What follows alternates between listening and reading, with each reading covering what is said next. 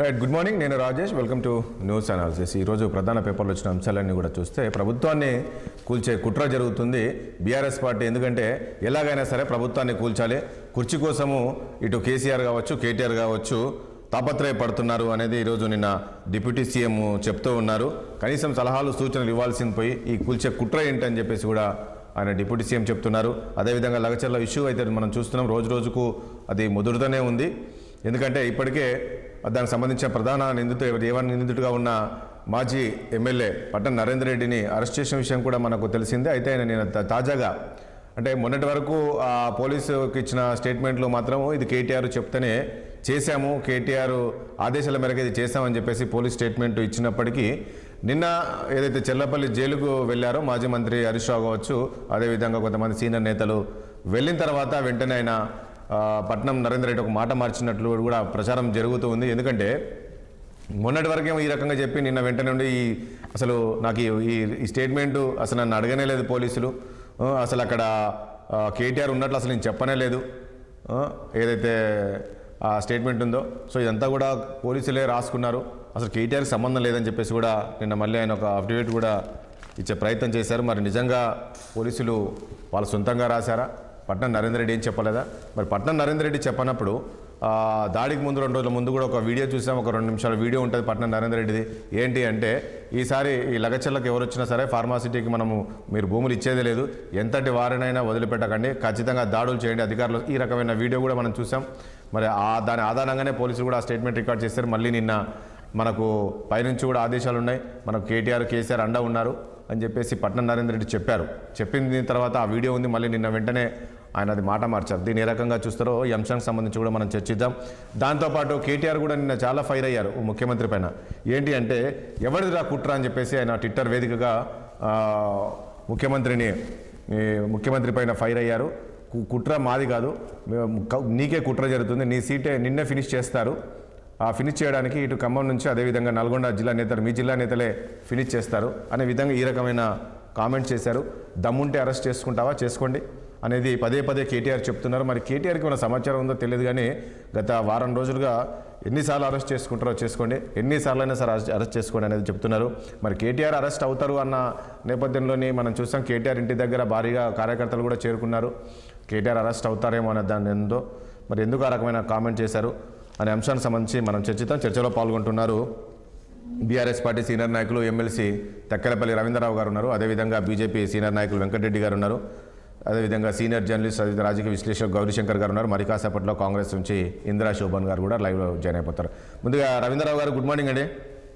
Good morning Ravindra Rao గారు, నిన్న కేటీఆర్ చాలా సీరియస్గా ట్వీట్ చేశాడు. ఆయన సీఎం పైన ఫైర్ అయ్యారు. కుట్ర మాది కాదు, కుట్ర మేమెందుకు చేస్తాం, కుట్ర అంతా మీ పార్టీలో జరుగుతుంది, కుట్ర అంతా కూడా ఖమ్మం నుంచి నల్గొండ నుంచి వస్తారు, త్వరలో నిన్నే ఫినిష్ చేస్తారు, ఈ రకమైన కామెంట్స్ కేటీఆర్ చేయాల్సిన పరిస్థితి ఎందుకు, అంత ఫైర్ అవ్వాల్సిన అవసరం వచ్చింది? At the same time KTR arrest అవుతారు, కేటీఆర్ అరెస్ట్ అవుతారు, నన్ను అరెస్ట్ చేసుకోండి అని చెప్పేసి ఎందుకు పదే అంటున్నారు కేటీఆర్?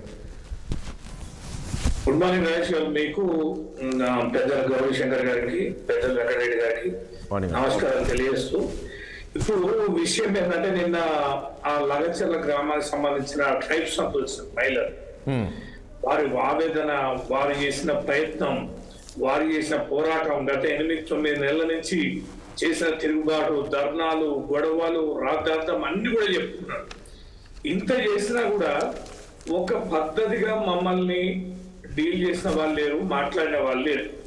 ఏమి ఇస్తారు, ఏం చేస్తారు, ఇక్కడ ఉన్న ధరలేంటి, మమ్మల్ని మాకిచ్చే ఆ ప్యాకేజ్ ఏంటి అనే దాని మీద సరి అయినటువంటి అభిప్రాయం ఎవరు చెప్పకపోగా, ఆ ఆలోచన చేయకపోగా విపరీతంగా ఆ తిరుపతి రెడ్డి, ముఖ్యమంత్రి గారు అన్న తిరుపతి రెడ్డి పిలిపించుకొని ఆ బూతులు తిడుతూ, మీరు ఇంతకుముందు అన్నారు ఏదో నరేందర్ రెడ్డి గారి వీడియో వచ్చింది, ఆడియో వచ్చింది అని. తిరుపతి రెడ్డి గారిది కూడా సోషల్ మీడియాలో సర్క్యులేట్ అయింది.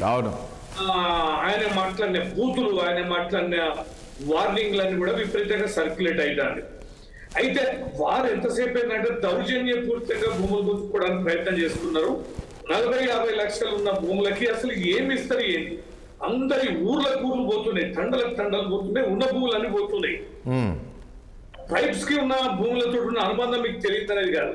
ఇంకోటి మీరు రాజేష్ గారు మీ ద్వారా ప్రజలకు తెలియాల్సింది ఇంకోటి కూడా ఏంటంటే, గత నెలలో కూడా ఈ రకంగా ప్రజాభిప్రాయం మా సమావేశం జరిగితే కాంగ్రెస్ నిర్బంధిస్తే పోలీసు వాళ్ళు విపరీతంగా లాఠీ చార్జ్ చేసి, అంటే కాంగ్రెస్ నేతల్ని ముఖ్యమంత్రి నియోజకవర్గంలో నిర్బంధిస్తే పోలీసు వాళ్ళు లాఠీ చార్జ్ చేస్తే అక్కడ విషయం తీవ్రత ఎంతుందనేది అర్థం చేసుకోకుండా కలెక్టర్ గారు వితౌట్ సెక్యూరిటీ ఒక దగ్గర సమావేశం ఏర్పరిచి ఇంకొక దగ్గరికి సెక్యూరిటీ లేకుండా పోవడం అనేది అంటే తీసుకువెళ్ళింది అతను కదా రవీంద్రరావు గారు. నేను ఏమంటున్నా, సరే మీరు అన్నట్లు కరెక్టే, రైతుల ఆవేదన ఉంటుంది, మీరు 50 లక్షల దాకా అక్కడ ఒక ఎకరా ఉంటుంది, వీళ్ళు ఏదో ప్రభుత్వం ఏదో తక్కువ కడితే ఇవ్వాలంటే ఎవరికైనా బాధపడతారు, ఇవ్వలేరు, ఎందుకంటే ఆ రకంగా నిరసన తెలుపుతారు. కానీ మీరు అన్నట్లు కలెక్టర్ సమావేశం పెట్టింది వేరు, మీ బీఆర్ఎస్ నాయకుడు తీసుకెళ్ళింది వేరే ప్రాంతానికి కదా, దాన్ని బట్టి అర్థమవుతుంది కదా అక్కడ అంతా కూడా ప్లాన్ చేశారు అనేది.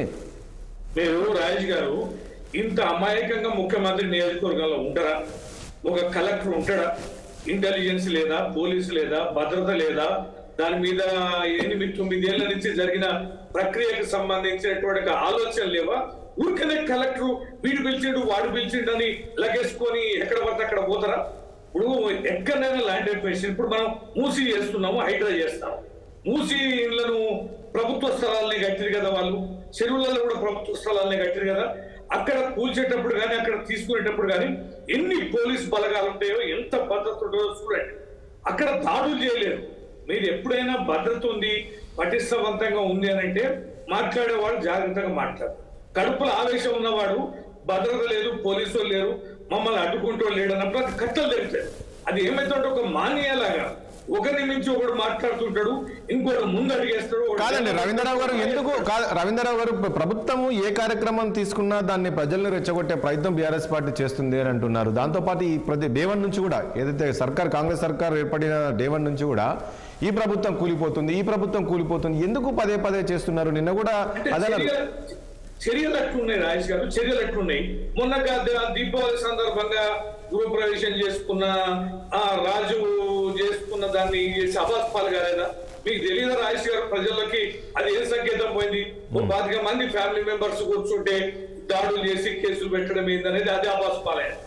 తర్వాత 6 గ్యారెంటీలను అమలు పరచగా రైతుల పంట వచ్చింది, రైతు బంధు ఇవ్వలేదు, అక్కడ కొనుగోలు సమస్య ఉంది, బోనస్ ఇష్యూ ఉంది, అనే పెన్షన్ల ఇష్యూ ఉంది, అనేక ప్రభుత్వ పథకాలు 100 రోజులు చేస్తామన్నది చేయలేకపోతుందని ప్రజలు ఒక రకమైన అసంతృప్తితో ఉన్నప్పుడు హైడ్రాని పెట్టుకోవడం, మూసిని పెట్టుకోవడం, కూచివేదలను పెట్టుకోవడం, ఆడ ఫార్మాసిటీకి 13,000 ఎకరాలు ల్యాండ్ ఎక్వైర్ చేస్తే అక్కడ కట్టకుండా కొత్త ప్రాంతంలో పోయి కడతామని, అది ముఖ్యమంత్రి నియోజకవర్గంలో పోయి ఆయన బంధువుల కోసం ఈ ల్యాండ్ ఎక్వైర్ చేస్తాడని ప్రచారం జరుగుతున్న సందర్భంలో అబాస్పాలు చర్యలు చేపడుతూ మరి ఈ రకంగా మా పల్సన్ అవుతుంటే మరి మీ ప్రతిపక్షంగా ఏం మాట్లాడుతామండి?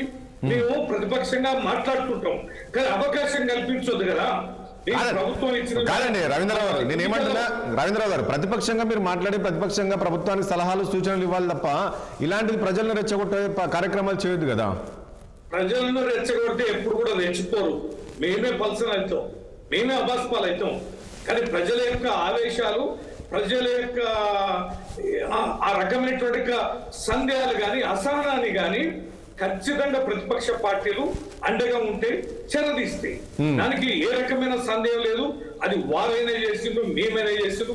కేసీఆర్ గారు అవినీతి అని, కేసీఆర్ కుటుంబ పాలన అని వాళ్ళకి ఎన్ని వికృత ప్రచారాలు చేసి వారు అధికారంలోకి వచ్చిందండి.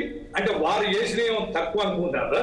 అంటే ఆ రకంగా వారు చేసి అధికారం రాలేదు. ఎన్ని రకాల అసత్యాలు ఇప్పుడు కింద మీద పడతారు, కమిషన్ల మీద కమిషన్లు వేస్తారు, కొండలు దొరుకుతారు, బొక్కలు దొరుకుతారు, ఎక్కడ దొరకక ఇట్లాంటి చిల్లర పిచ్చి వేశారు. దావతులం పోయి కుటుంబ సభ్యులు పట్టుకు రావడం, ఈ లగచెల్లల ఊళ్ళలు లాక్కుంటా అంటే వచ్చిన ఆవేశాన్ని కేటీఆర్ సూత్రధారి పాత్రధారి, కలెక్టర్ మీద దాడికి కేటీఆర్ ఉరుసు కొలిపిండని ఇట్లా కేసులు పెట్టడానికి ప్రయత్నం చేస్తున్నారు. కానీ అవినీతికి సంబంధించి గత 10 నెలల నుంచి 11 నెలల నుంచి వాళ్ళు ఎన్ని రకాలుగా కనలాడుతున్నారో మనం చూస్తున్నాం. అంటే ఆరోపణలు చేయడం వేరు, అవి నిరూపించడం అనేది వేరు.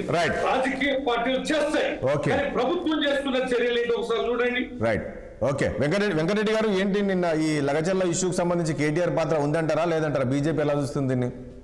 ఇప్పుడు ఒకటే మిత్రమా, లైవ్ లో ఉన్న మిత్రులందరూ కూడా నమస్తే.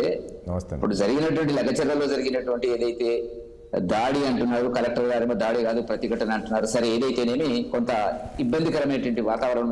నిన్నటి వార్త ఏంటంటే నిన్న ఇంకొక వార్త కూడా విన్నాం, దాడే కాదండి హత్య చేయాలనే కుట్ర కూడా పన్నారన్నదే అంటున్నారు. అదే ఇప్పుడు కలెక్టర్ గారు ఇచ్చిన స్టేట్మెంట్ అది. ఇప్పుడు బట్టి విక్రమార్క గారు మాట్లాడుతున్నటువంటిది మనకు స్పష్టంగా కనపడుతున్నటువంటిది ప్రభుత్వాన్ని కూలదోయాలనేటువంటి ఒక కుట్ర జరుగుతుంది అనేటువంటి పరిస్థితి ఉంది. మరి వాళ్ళ కాంగ్రెస్ లో ఏమైనా అట్లాంటి వాసన అట్లాంటిది ఉంటే మనం చెప్పలేము. కాకపోతే ఏంటంటే ఇప్పుడు ఎవరిని కూలగొడతారు అనేటువంటిది అంత సులభమైనటువంటి విషయం కాదు. ప్రజలకు వాళ్ళకు మద్దతు ఉంది. 64-65 మంది శాసనసభ్యులు ఉన్నారు. కానీ మాటికి కేటీఆర్ అదే మాట్లాడుతున్నాడు, వాళ్ళు కూడా అదే మాట్లాడుతున్నారు. వాళ్ళిద్దరి మధ్యన ఉండేటువంటి అవగాహనలో ఏమైనా ఉందేమో మనకు తెలియదు. కానీ కాదండి మాటికి ఇప్పుడు మీరు గుర్తుపెట్టుకోండి, నేను ఇంతకుముందు అన్నట్లు సర్కారు ఏర్పడ్డ డే 1 నుంచే కూలుతుంది, ఇది మరో నెలలో కూలుస్తుంది అని అన్నది బీఆర్ఎస్ నేతలే కదా. ఇప్పుడు ప్రధానంగా ఫస్ట్ కడియం సీఆర్ఏ ఉన్నారు. సరే ఇప్పుడు అంటే కాంగ్రెస్ పార్టీలోకి వచ్చారనుకోండి, సరే ఆయనే ప్రధానంగా ఫస్ట్ లేవనెత్తింది. తర్వాత పల్లా రాజేశ్వర రెడ్డి పార్టీలు, ఇప్పుడు కేటీఆర్ ఒకరు. ఇప్పుడు వాస్తవానికి ఏంటంటే మా మహేశ్వర్ రెడ్డి గారు, మా లెజిస్లేచర్ పార్టీ నాయకులు కూడా 1-2 సందర్భాల్లో ఆ మాట మాట్లాడడం జరిగినటువంటిది. కాకపోతే దీనికి ఏంటంటే దీనికి రాజకీయ అవగాహన ఉన్నటువంటి వాళ్ళు కాంగ్రెస్ ను జాగ్రత్తగా రాజకీయాలను పరిశీలించినటువంటి వాళ్ళు గత 70 సంవత్సరాలుగా ఆ కాంగ్రెస్ లో ఉండేటువంటి వాళ్ళే కుంపటి పెట్టుకుంటారు, వాళ్ళే కూలిపోతారు అనేటువంటి ఒక పరిస్థితులు చెప్తేనేమో ఒక భాగము. లేకపోతే వీళ్ళు టీఆర్ఎస్ వాళ్ళకి ఏమైనా లింక్ ఉందా?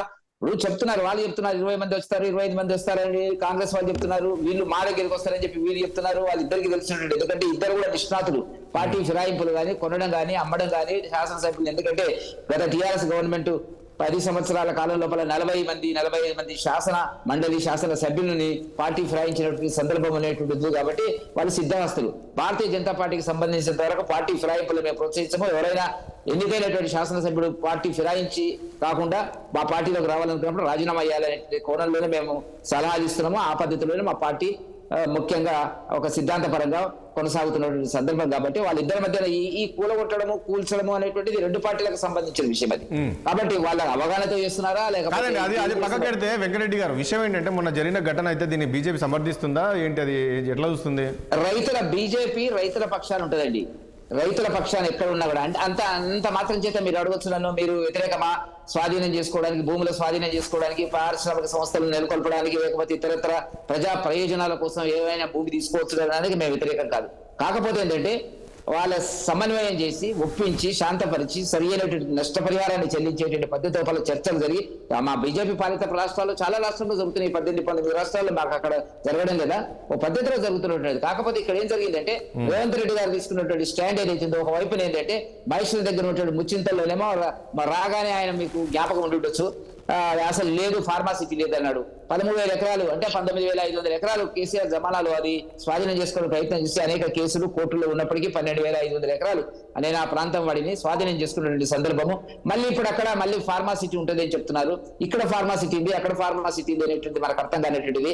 చాలా మంది అంటుంది ఏంటంటే ప్రతి జిల్లాలో కూడా ఫార్మాసిటీకి సంబంధించినటువంటి ఫార్మా విలేజ్ పెడుతున్నారు అనేటువంటి. ఏదేమైనప్పుడు కూడా రైతుల పక్షాన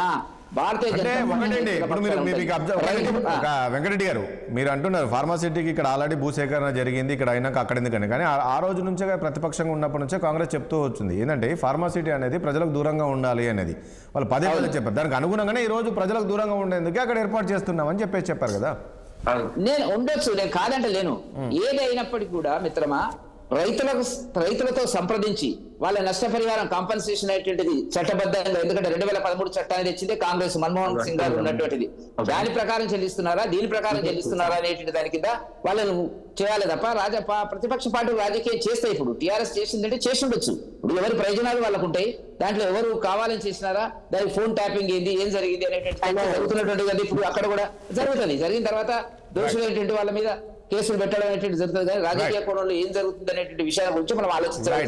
భారతీయ జనతా పార్టీ రైతులు అమాయకులు. భారతీయ జనతా పార్టీ డిస్టర్బెన్స్ వస్తుందండి అక్కడ. ప్లీజ్ శోభ గారు డిస్టర్బెన్స్ ఇంద్ర గారు. గౌరీశంకర్ గారు good morning sir. Good morning. మీరు చూస్తూ ఉన్నారు గత 2-3 రోజుల్లో జరుగుతున్న పరిణామాలు ఇవన్నీ కూడా ఎలా అనిపిస్తుంది? దీని వెనక ఎవరున్నారు అనుకుంటారు? లేక ఇది కేవలం కాంగ్రెస్ పార్టీ రాజకీయంగా వాళ్ళు ఇచ్చిన హామీలు అమలు చేయలేక ఏదో ప్రజలను డైవర్ట్ చేస్తుందని అనుకుంటున్నారా? లేదు ఒక పక్క ప్లాన్ ప్రకారంగానే ఏదో లగచర్ల ఘటన జరిగింది, దీని వెనక ఖచ్చితంగా బీఆర్ఎస్ పార్టీ దాంతోపాటు కేటీఆర్ కూడా ఉన్నారు అని మీరు అంటారా? మీరు ఎలా విశ్లేషిస్తారు? ఎనీ ల్యాండ్ ఎక్విజిషన్ న్యూసెన్స్ అండి. ఎందుకంటే ఈ గవర్నమెంట్ అంటారు ఏ గవర్నమెంట్ కూడా ఎందుకంటే ఇప్పుడు కాదు, ఇంతకు ముందు కూడా చూసాము. ఎందుకంటే మామూలుగా ఓపెన్ మార్కెట్ రేట్ ఒక తీరు ఉంటుంది, గవర్నమెంట్ ఫిక్స్ చేసిన రేట్ ఒక తీరు ఉంటుంది. గవర్నమెంట్ ఫిక్స్ చేసి 6 లక్షల రూపాయలు ఎకరా ఇచ్చారనుకోండి, ఓపెన్ మార్కెట్ 60 లక్షలు ఉంటాయి. దాంతో చాలా మంది ఫార్మర్స్ ఒప్పుకోరు. ఇక్కడ ఒకరు కాదు, జైరాబాద్ కూడా చూసాం మేము. వాళ్ళు గవర్నమెంట్ కాంపిటీషన్ ఇచ్చి 6 లక్షలు ఎకరా ఇస్తున్నారు నిమ్స్ ప్రాజెక్ట్ కి. ప్రతి వేరే అవుటర్ రింగ్ రోడ్ అప్పుడు కూడా చూసాం మనం. అవుటర్ రింగ్ రోడ్ అప్పుడు కూడా ఒకసారి మాకు ఒక ఇంటర్వ్యూలో నాకు రాజశేఖర రెడ్డి గారు చెప్పారు, అందరికీ అవుటర్ రింగ్ రోడ్ కావాలి కానీ వాళ్ళ పొలాలకి పోదు రోడ్ అంటున్నారు, ఎట్లా చేయాలి ఇది అని. అందుకే మీరు అవుటర్ రింగ్ రోడ్ చూడండి, ఎట్లా జిగ్జాగ్ ఉంటుంది. రింగ్ రోడ్ అంటే రింగ్ లాగా ఉంటారు కదా, రౌండ్ గా అవుటర్ రింగ్ రోడ్. చాలా మారుతాయి, ఎందుకంటే ఇన్ఫ్లుయెన్స్ తోటి. నాకు ఇప్పటికీ గుర్తుంది, ఒక ఎమ్మెల్యే తన ల్యాండ్ పోయిందని 3 acres ల్యాండ్ ఏదో పోయిందంటే తనకు కాంపన్సేట్ గా ఇంకో ల్యాండ్ తీసుకున్నాడు, అదే బాంబే బెంగళూరు హైవే మీద. అందరికి ఆ ఇన్ఫ్లుయెన్స్ ఉంటుంది కదా, చాలా మందికి కాంపన్సేషన్ ఇస్తారు, పేదవాళ్ళు చాలా మంది ఎఫెక్ట్ అవుతారు. సేమ్ థింగ్ ఇక్కడ మన గచ్చిబౌలిలో చూడండి, గచ్చిబౌలి హైటెక్ సిటీలో గవర్నమెంట్ ఎంత ఇచ్చింది కాంపన్సేషన్? 1,25,000 రూపాయలు ఎక్కువ ఇచ్చింది, ఐటీ కోసం ల్యాండ్ ఎక్కువ చేస్తుంది. 1,25,000 అండి. చాలా మంది పాపం కూరగాయలు సార్ ఇక్కడ ఒక్కొక్క ఎకరా 2 ఎకరాలు లాక్కున్నారు అప్పుడు రాజశేఖర రెడ్డి పీరియడ్ లో. అదే ఒక ఫిలిం యాక్టర్ కృష్ణ గారు ఉండేది, ఆయన 8 ఎకరాలు వదిలేశారు. కాబట్టి ఈ ఇన్ఫ్లుయెన్స్ ఇవన్నీ చూస్తే జనాల్లో వ్యతిరేకత వస్తుంది, కోపం వస్తుంది. ఇప్పుడు నిన్న గడ్డనైతే మాత్రం కలెక్టర్ మీద అటాక్ చేయడం తప్పది. మన వ్యూ పాయింట్ పెట్టుకోవచ్చు, మనం అపోజ్ చేయవచ్చు సార్, లేకుంటే కాంపన్సేషన్ డిమాండ్ చేయాలి. ఎందుకంటే నేచురల్ కోర్ట్స్ కూడా స్టే ఇవ్వదు. ఏమైనా పబ్లిక్ పర్పస్ కోసం ల్యాండ్ అక్వైర్ చేస్తే కోర్టు కూడా జనరల్లీ పర్మిట్ చేస్తుంది. కానీ ఇలా అటాక్ చేయడం మాత్రం మంచిది కాదు. ఒక collector, particularly head of the district ఉన్న కలెక్టర్ కి వచ్చినప్పుడు మాట్లాడాలి, ఆయన మీద ఒక పెటిషన్స్ ఫైల్ చేసుకొని. నేను అదే అంటున్నాను గౌరీశంకర్ గారు సార్, నేను ఏమంటున్నానంటే మీరు అన్నట్లు కరెక్టే. ఇప్పుడు ఏదైనా ల్యాండ్ అక్విజిషన్ చేస్తే అక్కడ అది కాంప్లికేట్ ఉంటుంది, అక్కడ ఎట్లాగూ ప్రజలు రైతులు వ్యతిరేకిస్తుంటారు, దాన్ని ఏదో ప్రభుత్వం మాట్లాడించో వాళ్ళను కూర్చొని మాట్లాడితే. కానీ ఇక్కడ ప్రతిపక్ష పార్టీ అయిన బీఆర్ఎస్ పార్టీ వాళ్ళని రెచ్చగొడుతుందనే కదా వీళ్ళు అంటుంది. ఇప్పుడు మనం చూసాం నిన్న కేటీఆర్ ఏం చేశారు, అందరినీ రప్పించుకొని. ఇవాళ బీఆర్ఎస్ అంటే ఆ పొజిషన్ లో ఇవాళ బీఆర్ఎస్ పవర్ లో ఉంటే కాంగ్రెస్ చేసే పని అదే కదా. మన పాలిటిక్స్ లో ఎట్లా ఉందంటే అపోజిషన్ ఉన్నప్పుడు అపోజ్ చేయాలి. That is the trend. మనకు ఎక్కడైనా మన భారతదేశంలో ఎక్కడ చూసినా కూడా ఇదే ఉంటుంది. కాబట్టి డెఫినెట్ గా వాళ్ళు విల్ నాట్ అలౌ. వాళ్ళకి ఎందుకు క్రెడిట్ పోవాలి గవర్నమెంట్ కి ఎందుకు ఇచ్చేయాలి. అండ్ సెకండ్ థింగ్, ఫార్మా అంటే డెఫినెట్ గా ప్రింటింగ్ ఇండస్ట్రీస్ ఉంటాయి. ఇంతకు ముందు చాలా చోట్ల ఆబ్జెక్ట్ చేశారు. కాబట్టి కాదండి, మీరు అన్నట్లు ఇప్పుడు బీఆర్ఎస్ గవర్నమెంట్ ఉంటే కాంగ్రెస్ ఈ రకంగా చేస్తారని మీరు అంటారు. కానీ ఎవరు దాడులు చేయని ప్రోత్సహించారు కదా. గతంలో కాళేశ్వరం ల్యాండ్ అక్విజిషన్ చేసింది కాంగ్రెస్, ఎక్కడ దాడులు చేయించే ప్రయత్నం చేయలేదు కదా. సో ఇక్కడ దాడులు చేసి ఎందుకని? ఇప్పుడు ఏమైతుందంటే ఎవరో ఒకరు ఇన్స్టిగేట్ చేస్తారు, మాబ్ డెవలప్ అవుతారు, ఊర్లకి పట్టుకొని తెస్తారు. ఇప్పుడు నేను ఇన్వెస్టిగేషన్ లో తెలిసింది మోర్ దెన్ 20 మందికి అసలు ల్యాండే లేదు అక్కడ. అంటే ఒక కాన్ఫ్లిక్ట్ డిస్టర్బ్ చేయాలి, ఆ ప్రొసీడింగ్ జరగవద్దు, వాళ్ళ కలెక్టర్ తో ఇంట్రాక్షన్ ఉండొద్దు అని మాత్రం ఏదో కుట్ర ఉన్నట్టే ఉంది. ఇంకోటి మన పట్నం మహేందర్ రెడ్డి గారు స్టేట్మెంట్ ఇచ్చి పోలీస్ ఎదురుగా స్టేట్మెంట్ ఇచ్చి కోర్టులో నడవదండి. Ultimately they have to file before the magistrate ఉంటేనే నిలబడుతుంది. పోలీస్ దగ్గర ఎన్నైనా రాయించుకోవచ్చు, అక్కడ పోయినాక మాట మార్చేస్తారు వాళ్ళు. నేను అసలు అన్నీ లేదంటారు.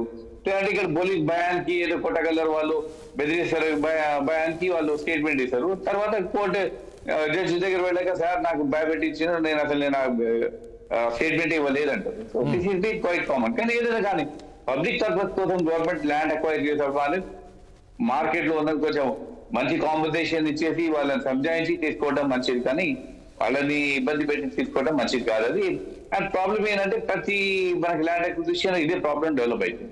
మనకు కాళేశ్వరం ప్రాజెక్టు కూడా చూసాము, ఎంత గొడవలు అయినాయి. విలేజెస్ మనము షిఫ్ట్ చేశారు ఏ గవర్నమెంట్ లో కూడా.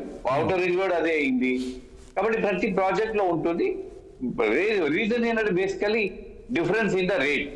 మనకు ఒక 60 లక్షల రూపాయలు ఎకరా అని వీళ్ళు గవర్నమెంట్ ఫిక్స్ చేశారు, మార్కెట్ లో 60 లక్షలు 50 లక్షలు ఉంటుంది. అక్కడ జనాలు కోపం వస్తుంది, అదే మాకు ఇంత కాంపన్సేషన్ ఇంత వాల్యూ ఉంది, మనకి ల్యాండ్ ఇట్లా పోతుంది. ఇంకోటి ఆ ల్యాండ్ మీద బతికే వాళ్ళు కూడా చాలా మంది ఉండొచ్చు. డెఫినెట్ గా వాళ్ళు కూడా వ్యవసాయం చేసి బతికే వాళ్ళు, తరతరాలుగా యాన్సెస్ట్రల్ ప్రాపర్టీస్ ఉన్నాయి. కోల్పోవాలంటే ఎవరికి మనసు ఒప్పదండి. మనం బయట ఈజీగా మాట్లాడతాం, కానీ ల్యాండ్ పబ్లిక్ పర్పస్ కోసం ఇస్తే తప్పేంటి అని. కానీ ఎవరికైనా మన ల్యాండ్ పోదని మన దాకా వస్తే నాకు తెలియదు, కానీ అదే ఇన్ఫ్లుయెన్షియల్ ఒక ఎమ్మెల్యేకి నేను చెప్తున్నా కదా, అవుటర్ రింగ్ రోడ్ లో 3 acre ల్యాండ్ పోతే ఆల్టర్నేట్ గా 3 acre ల్యాండ్ రోడ్ ఇద్దరికి ఇన్ఫ్లుయెన్స్ ఉంటారు కదా.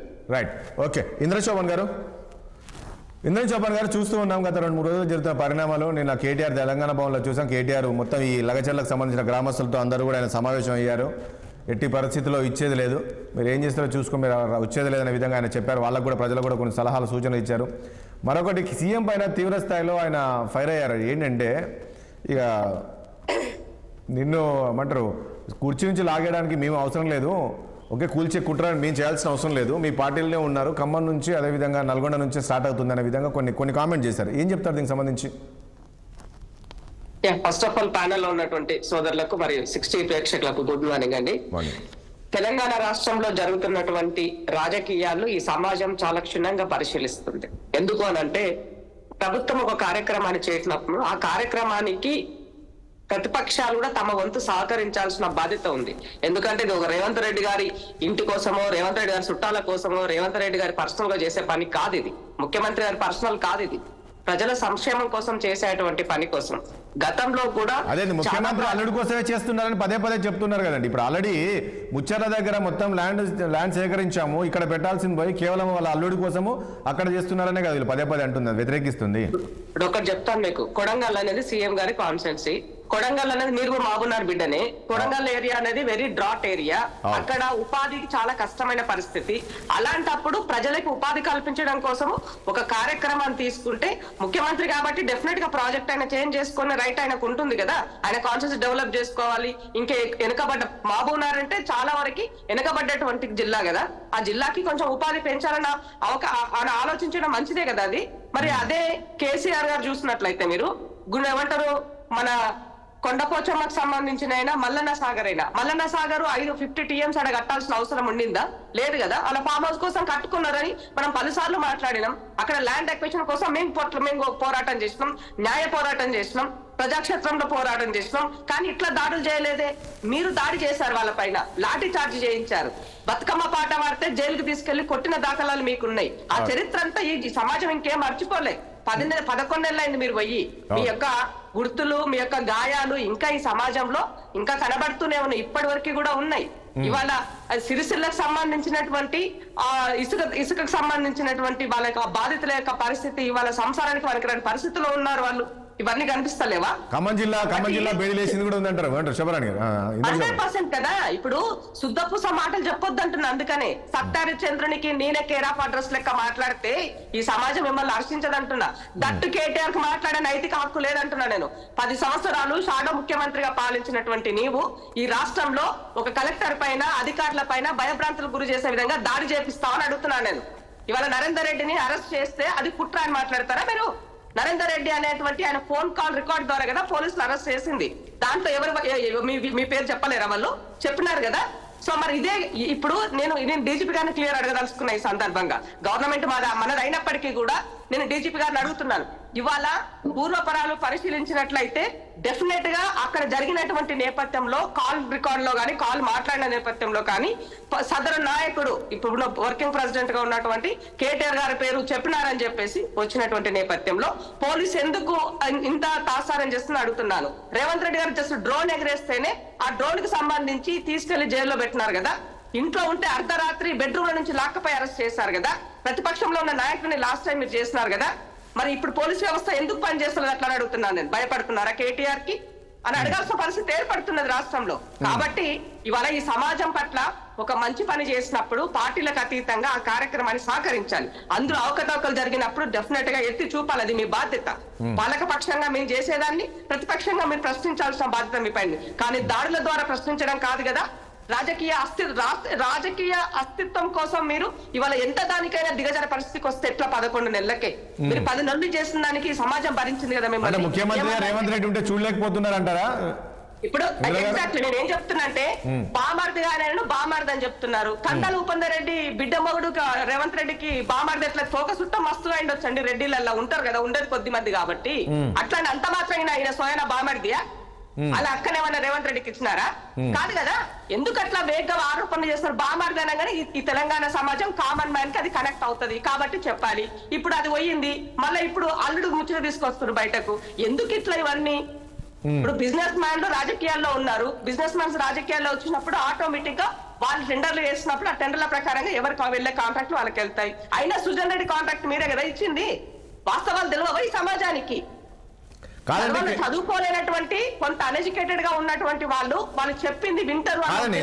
ఇంద్ర గారు ఒకటి పాయింట్ ఏంటంటే ఇప్పుడు కేటీఆర్ ఏదో రకంగా ఇరికించి జైలుకు పంపించాలనేదే ముఖ్యమంత్రి ప్రయత్నం చేస్తున్నారని చెప్పేసి వీళ్ళు ఆరోపణలు చేసి, ఎందుకంటే నిన్న పట్టణ నరేంద్ర రెడ్డిని అరెస్ట్ చేసినప్పుడేమో ఆ రిమాండ్ రిపోర్ట్లోనేమో ఇందులో కేటీఆర్ పాత్ర ఉంది, కేటీఆర్ చెప్తే చేసామనేది రిమాండ్ రిపోర్ట్లో ఉంది. సో నిన్న ఆయన చూసాం, నిన్న ఒక లెటర్ 2 లేఖలు బయటికి పంపించాడు. అసలు నాకు చెప్పనే లేదు, పోలీసులు అసలు నన్ను అడగనే లేదు, అసలు కేటీఆర్ సంబంధం లేదంటే ఇందులో ఏంది ఎట్లా చూడాలి అంటే హరీష్ రావు వెళ్ళిన తర్వాత ఒక లేఖ రిలీజ్ చేశాడు. అంటే హరీష్ రావు డైరెక్షన్లో ఆ లెటర్ రిలీజ్ చేశాడు అనుకోవచ్చా? ఎవరి డైరెక్షన్ లో జరిగినా ఏం జరిగినా కూడా ఇప్పుడు కాల్ రికార్డ్ అన్నది వాస్తవం కదా. కాల్ రికార్డ్ అన్నది అయితే మార్చలేవు కదా, మనమే మార్చగలుగుతాం, అది మార్చలేం కదా. తప్పకుండా కోర్టుకి సబ్మిట్ చేస్తుంది కదా ఇవి ఉన్నటువంటి. కాల్ కన్నా ముందు ఇందిరా గారు ఒకటి పాయింట్ మీరు మర్చిపోయినట్టు, దానికన్నా ముందు ఆయన 2 రోజుల ముందు ఒక వీడియో రిలీజ్ చేశారు అక్కడ రైతులతో మాట్లాడుతూ. మీరు నెక్స్ట్ అధికారులు ఎవరు వచ్చినా చూడండి, మీరు ఖచ్చితంగా వాళ్ళని అటాక్ చేయండి, దాడి చేయండి, మనకు కేసీఆర్ ఉన్నారు, కేటీఆర్ చూసుకుంటారు. దాని ప్రకారంగానే ఈరోజు వాళ్ళ పోలీసులు కూడా దాని ప్రకారంగానే అరెస్ట్ చేశారు నన్ను. ఇప్పుడు నేను ఒకటి చెప్తాను మీకు, ఏదైనా కూడా ఒకరు మీరు దాడి చేయండి అంటే, ఇప్పుడు ఫర్ ఎగ్జాంపుల్ కొడంగల్లో ల్యాండ్ అక్విజిషన్ ఉంది. 2013 యాక్ట్ కి కాంగ్రెస్ ప్రభుత్వం కట్టుబడి ఉంది. గతంలో మేమే తెచ్చాము, మీరు చేయకపోతే కూడా మీ మొడల్ వంచి చేసే విధంగా ఎకరాకి 12 లక్షలు 15 లక్షలు ఇచ్చినట్టు ఇప్పించిన ఘనత కూడా కాంగ్రెస్ పార్టీదని గుర్తుపెట్టుకోండి. దామోదర నరసింహ గారు కేసులు వేసి కదా మీకు కోర్టు ద్వారా చెక్కులు ఇప్పించింది మన మెదక్ జిల్లాలో, మర్చిపోయినారా సంగతి? అలాంటప్పుడు ఇలా కాంగ్రెస్ పేదల పక్షాన నిలబడే ప్రభుత్వము పార్టీ ఇవాళ ఎందుకు విస్మరిస్తుందని అడుగుతున్నాను నేను. కాబట్టి రెచ్చగొట్టిన వాడైనా చేపించిన వాడైనా ఎవరినైనా వదిలిపెట్టే ప్రసక్తి లేదు ఈ సందర్భంలో అని చెప్తున్నాము. ఇవాళ ఇక్కడ మీ యొక్క పరువు తీసుకున్న సరిపోక ఢిల్లీలో ప్రెస్ మీట్ అంటే ఉన్న ఇజ్జత్ తీసుకున్న పరిస్థితికి వచ్చినారు మీరు. ఎందుకు? ఒక ఎడ్యుకేటెడ్ పర్సన్ ఉన్నావు, యంగ్స్టర్ ఉన్నావు, సమయం ఉన్నది, ఇంకా చాలా ఉంది కదా, ఏజ్ ఉంది కదా, ఎందుకు అంత తొందర ఇప్పుడే? ఏంటి రవీంద్రరావు గారు రాజేష్ గారు 13,000 ఎకరాల ఫార్మా సిటీ కోసం కేటాయిస్తే ఇక్కడ 4th సిటీ కడతానని ఉన్న సిటీని విధ్వంసం చేస్తూ కొత్త సిటీ నిర్మిస్తానంటాడు. దీని వెనుక రియల్ ఎస్టేట్ మాఫియా దందా లేకపోతే మరొకటి ఒకటి. రెండోది, ఇప్పుడు కాంగ్రెస్ నేత శోభన ఇంద్ర గారు మాట్లాడుతున్నారు, ఉపాధి కల్పించొద్దా ముఖ్యమంత్రి గారి నియోజకవర్గం కదా అని అంటున్నారు. ఫార్మా సిటీ నిర్మిస్తే, ఫార్మా కంపెనీలు నిర్మిస్తే లోకల్ ఉన్న వెనుకబడ్డ ప్రాంతం, బాగా అన్ఎడ్యుకేటెడ్ ఏరియా, ఆ ప్రజలకి ఏమి ఇస్తారండి? నేను కూడా చూసిన మిర్యాలగూడ దగ్గర వాళ్ళు ఫార్మా సిటీ ఆడ ఫార్మా కంపెనీ కట్టారు. నేను విజిట్ చేసిన ఎంతమందికి ఈడ ఉద్యోగాలు వచ్చినాయని. ఏడ ఫార్మా కంపెనీలు నిర్మించిన కాడ లోకల్ వాడికి అన్ఎడ్యుకేటెడ్ ఉద్యోగాలు వస్తాయండి. ఉపాధి కార్యక్రమాలు కల్పించడానికి ఫార్మా కంపెనీలు అంటే వినడానికి వెరిజనమా? అంటే దాంతో పాటు ఒకటి మీరు అనేది కరెక్ట్. ఇంకో విషయం ఏంటంటే అక్కడ ప్రజలకు దూరంగా ఉండాలి ఇలాంటి ఫార్మా కంపెనీలు అనేది, ఎందుకంటే పొల్యూషన్, వాటర్ పొల్యూట్ అవుతుంది కాబట్టి. మీరు 13,000 ఎకరాల భూములు దానికి ప్రజల దూరం అనేది కాదు, అది ఒక రకమైన వ్యవస్థ నిర్మించాలని. ఫార్మాకు సంబంధించినట్టుగా ఇన్ఫ్రాస్ట్రక్చర్ కానీ, వాటర్ కానీ, పొల్యూషన్ కానీ, వీటి అన్నిటికి తీసుకోవడానికి కావాల్సినంత ల్యాండ్ ఎక్వైరీ సిస్టమ్స్ చేసినాడా, సిస్టమ్స్ ఎస్టాబ్లిష్ అయితాయి. మీరు ఒక 1,500-2,000 ఎకరాలు చేస్తే అది తర్వాత అల్లుడుగా అంటే అని మాట్లాడతారు. పొద్దులు లేస్తే కందాల ఉపేందర్ రెడ్డి అల్లుడే కావచ్చు కాక, కానీ ఈయన కూడా బామ్మర్ది. పొద్దులు లేస్తే రేవంత్ రెడ్డి తోటి ఉంటాడు చూడ సుజన్ రెడ్డి అంటే అని, ఆయన ఇంట్లోనే ఉంటాడు. సొంత బామ్మర్ది కంటే ఎక్కువ సొంత బామ్మర్ది ఎమ్మటి ఉండాలి, కానీ ఈ బామ్మర్ది మాత్రం సొంత వెంటనే ఉంటాడు. చెప్తే జనాన్ని నమ్మడానికి అంత అమాయకంగా లేదు. మేమేదో శుద్ధ పూసలం, మేము గతంలో కాంగ్రెస్ చేసినంత దుర్మార్గం ల్యాండ్ ఎక్వేషన్ లో కాళేశ్వరం ప్రాజెక్ట్ సంబంధించి అన్ని రిజర్వాయర్ల కాడ కేసులు వేసిండ్రు, గొడవలు చేసిండ్రు, ఊర్లు దిగ్బంధం చేసిండ్రు. కానీ అత్యంత చాకచక్యంగా మా ప్రభుత్వం కానీ అధికారులు కానీ సమయంలో పాటించి ప్రజల్ని సంపాదించుకుంటా కోర్టులలో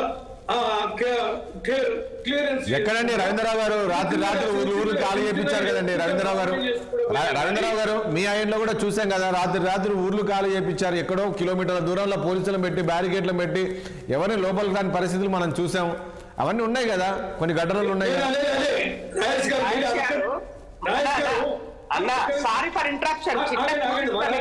మీరు అడిగిన దానికి క్లారిఫికేషన్ రాజేష్ గారు, మేము పోలీసులు ఉపయోగించినమా ఇబ్బంది ఉపయోగించినామా, మీ ల్యాండ్ ఎక్వైరీ చేసినాం. ఈడ కూడా పోయిన నెలలో మీ కాంగ్రెస్ నేతలు నిర్బంధించి చేస్తే మీరు విపరీతంగా పోలీసులు అడిచార్జ్ చేశారు. మళ్ళీ రెండోసారి పోయినప్పుడు పోలీసు ఎందుకు లేకుండా పోయినట్టు రవీంద్ర గారు ఇక్కడ పాయింట్ ఏంటంటే నేను ఒక పాయింట్ అడుగుతాను. ఇక్కడ ఇంతకుముందు కూడా చెప్పాను, మీరు చేశారు పోలీసులు పెట్టి ల్యాండ్ అక్విజిషన్ చేశారో లేక ప్రజలకు మీరు మాట్లాడి వాళ్ళతో చెక్ చేశారో, కానీ ఏ రోజు కూడా కాంగ్రెస్ ఈ రకంగా రెచ్చగొట్టి అధికారులను దాడులు చేయమని చెప్పలేదు కదా. ఇదే అడుగుతాను క్వశ్చన్. మీరు చేశారు, మీరెందుకు ఈ రకంగా చేస్తున్నారు? దాని మీద డిబేట్ పెడదామా రాజేష్ గారు? కాంగ్రెస్ చేసిన ఆకృత్యాలు ప్రజాక్షేత్రంలో నేను కూడా ఆ రోజున కీలకమైన వ్యక్తిని, నేను కూడా క్షేత్రంలో ఉన్నవాన్ని. ఎన్నింటనే సాక్ష్యాలు కాంగ్రెస్ నేతలు చేసినాయి. వాళ్ళ వికృత రాజకీయాలు ఎన్ని రకాలు చేసిందని చేయలేదు, సాక్ష్యాలు లేవు. మీరు ఇంతకుముందు గౌరీశంకర్ గారు చాలా గొప్పగా చెప్పారు. ప్రతిపక్ష పార్టీల పాత్ర అవి నిర్వర్తిస్తూనే ఉంటాయి, నిర్వహిస్తాయి. కానీ అధికార పార్టీ ప్రభుత్వం అనేది తగు జాగ్రత్తలు తీసుకుంటూ ఒక పద్ధతిలో ప్రాసెస్ పోవాలి. అన్ని ఊహించాలి. వ్యతిరేకత వస్తుంది, తిరుగుబాటు వస్తుంది, ప్రొవోకేట్ చేస్తారు. ఆయన మీటింగ్లలో చెప్తుండొచ్చు, ఫోన్లలో మాట్లాడి ఉండొచ్చు, అన్ని చేస్తారు. కానీ దాడులు చేయడం అనేది ఉండదు కదండి. ఆ సంస్కృతి ఉండదు కదా. ప్రతిపక్షం అనేది కరెక్టే, ప్రభుత్వం చేసి ప్రతి ఎత్తి చూపుతారో అది కరెక్ట్. మీరు రాజకీయ విమర్శలు చేయాలి, దాడులు అనే సంస్కృతి ఉండదు కదా. మీరు భూమి తీసుకునేటప్పుడు తిరుపతి రెడ్డి గారి ఆడియో మీరు టెలికాస్ట్ చేయండి రాజేష్ గారు. ఇప్పుడు మీకు మేము ఉంటాం లైవ్ లో. తిరుపతి రెడ్డి గారిని టెలికాస్ట్ చేయండి. లంజోడుకులలో భూములు ఇవ్వకపోతే మీ గుద్దబట్టలు కూడా మీకు ఇచ్చి రోడ్డు మీద ఉరికించుకోవద్దా నా కొడకల్లారని తిట్టిండా లేదా?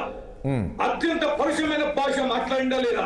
ప్రజలు మాట్లాడతారు లంజోడుగా మూసుకురా అని అన్నడా లేదా? ఆయనది ఇప్పుడు సోషల్ మీడియాలో ఉంది, మీరు లైవ్ టెలికాస్ట్ చేయండి. మరొక ముఖ్యమంత్రి అన్న సొంత నియోజకవర్గం అంత భయంకరంగా ప్రజలని బెదిరించవచ్చా? లంజోడుకుల సంపుత తొక్కి తీసుకుంటారు భూములు మిమ్మల్ని అని చెప్పని అన్నడా లేదా? ఆయన మాట్లాడితే ఇంద్రశోభ గారు అడుగుతున్నారు. ఒక నిమిషం ఇంద్రశోభ గారు, రవీంద్రరావు గారు ఇట్లా మాట్లాడితే మీరు తిరగబడండి తప్పు చేసినట్ట. ఇంకా అలాంటి ఆడియోలు చాలా ఉన్నాయిలేండి. ఇప్పుడు మీ పార్టీలో చూడు ఉన్నాయి. కానీ ఒక నిమిషం రవీంద్రరావు గారు ఒకసారి ఇంద్రశోభ గారు క్వశ్చన్ ఇస్తున్నారు. ఒక నిమిషం రవీంద్రనా, ఇప్పుడు వీటన్నింటికి మనం కూర్చొని మాట్లాడడం కాదు, ప్రజాక్షేత్రంలోకి పోదాము. ఇవాళ కేసీఆర్ గారి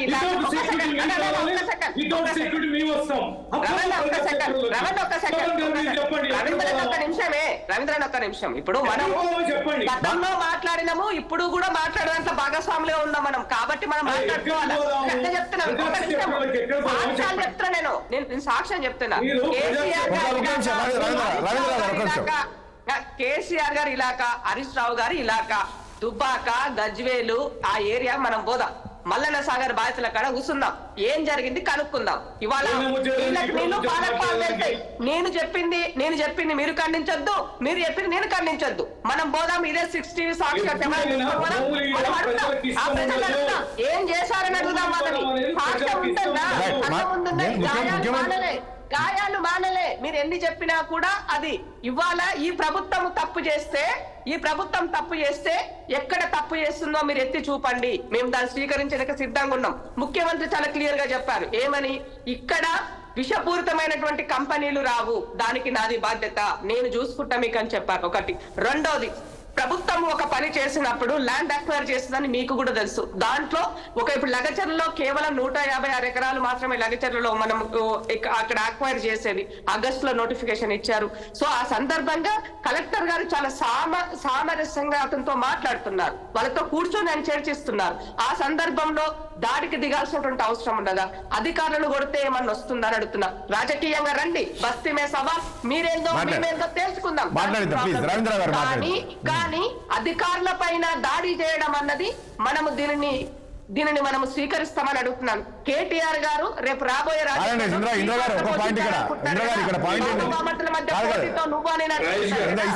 గారు ఇక్కడ పాయింట్ ఏంటంటే కేటీఆర్ గారు అంటారు, అవునండి కడుపు మంట, మరి ఆ రైతుల పొలాలు పోతుంటే కడుపు మంటతో చేస్తారు అనేది అంటున్నారు వాళ్ళు. కడుపు మంట అంటే ఎవరిపైన కడుపు మంట? ఎవరి మీద? కాంగ్రెస్ పార్టీ చేస్తుందని కడుపు మంటతో ఉన్నారా మీరు? చేపిస్తా నిన్న కలెక్టర్ కూడా చాలా క్లియర్ గా చెప్పారు, రైతులు ఎక్కడా కూడా దాడి చేయలేదు, కొద్ది మంది వాంటెడ్ గా అలజడి సృష్టించాలని పథకం ప్రకారమే చేశారని కలెక్టర్ గారు చెప్పారు. సో మీరే కదా ఒప్పుకున్నది. మీ బీఆర్ఎస్ నాయకుడు నరేష్ మీ బీఆర్ఎస్ నాయకుడు ఒప్పుకున్నారు. ప్రజల్లో రెస్పాన్సిబిలిటీగా ఉన్నటువంటి వ్యక్తి దాడి చేస్తే గొప్పడైతాడని అడుగుతున్నా నేను. ఈ కలెక్టర్ కి ఒక జ్యుడిషియర్ లో ఉన్నటువంటి అతనికి మనము న్యాయమైనటువంటి గౌరవం ఇవ్వకపోతే ఇంకెవరికి ఇస్తామని అడుగుతున్నాను. ఇప్పుడు ల్యాండ్ ఎక్వేషన్ చేసిన ఏ ప్రాంతాల్లోనైనా ఆ ప్రజలు ఎట్టి పరిస్థితులు సంతృప్తికరంగా ఉంటారు. ఫర్ ఎగ్జాంపుల్ లగచర్లలో 50 లక్షలకి ఎకరం ఉంది, ఆడ రిజిస్ట్రేషన్ వాల్యూ 2 లక్షలు 3 లక్షలు ఉంది. 3 రెట్లు 4 రెట్లు ఇస్తారు, 10-12 లక్షలు ఇస్తారు. ఇది సంతృప్తికరంగా ఉంటుందా? ఎవరికి ఇష్టం ఉండదు. తర్వాత సొంత ఇల్లు సొంత భూములు పోవడం అనేది ఎవరికి నచ్చదు. ఆ తీవ్రతని అర్థం చేసుకోవాలని అంటున్నాను. ఆడ భూములు లేని వాళ్ళు కూడా కొందరు ఉండొచ్చు, మా పార్టీ వాళ్ళు కూడా ఉండొచ్చు. ఇప్పుడు మేము కూడా మాట్లాడుతున్నాం, ఇది ప్రజల ఘోష అన్నప్పుడు మాట్లాడుతాం. రాజకీయ పార్టీగా బాధితుల తరఫున అండగా ఖచ్చితంగా మిగతా పార్టీ ఉంటది, పార్టీ నాయకత్వం ఉంటది. బాధితులే కొట్లాడతారు అనేది కాదు అక్కడ. ఈడ ఒకటి రాజేష్ గారు నేను విజ్ఞప్తి చేసేది ఏంటంటే, ముఖ్యమంత్రి నియోజకవర్గంలో బాధ్యతాయుతంగా ల్యాండ్ ఎక్వేషన్ చేయాల్సి ఉండే, చాలా సున్నితంగా ప్రాసెస్ ప్రకారం చేయాల్సి ఉండే. వారి కుటుంబ సభ్యులు దాంట్లో దిగి వారు అహంకారానికి ఇవ్వకపోయి విచ్చలవిడిగా బెదిరింపులకు పాల్పడడంతో ప్రొవకేషన్ వచ్చింది. ప్రజల ఆవేదన మాకు చెప్పుకున్నారు, మేము వాళ్ళకి ధైర్యాన్ని ఇచ్చినాం. దాడి చేయమని కొట్టమని కలెక్టర్ వస్తాడని మాకు తెలియదు అక్కడ, కానీ ప్రజలు మాత్రం ఆడ రెడీగా తయారయ్యారు. దానికి ఎగ్జాంపుల్ ఏంటంటే, పోయిన నెలలో మీ కాంగ్రెస్ నేతల్ని నిర్బంధించడమే. విపరీతంగా లాఠీ చార్జీ చేసిన వాళ్ళు పుండు మీద కారం జల్లినట్టుగా ఆవేశంగా బాధలో ఉన్నప్పుడు కలెక్టర్ అనేవాడు ఈ రకంగా ఏ రకమైన భద్రత లేకుండా పోవడం అనేది ఇది కేవలం డైవర్షన్ పాలిటిక్స్. ఇది రాజకీయంగా వాడుకుంటున్నారు,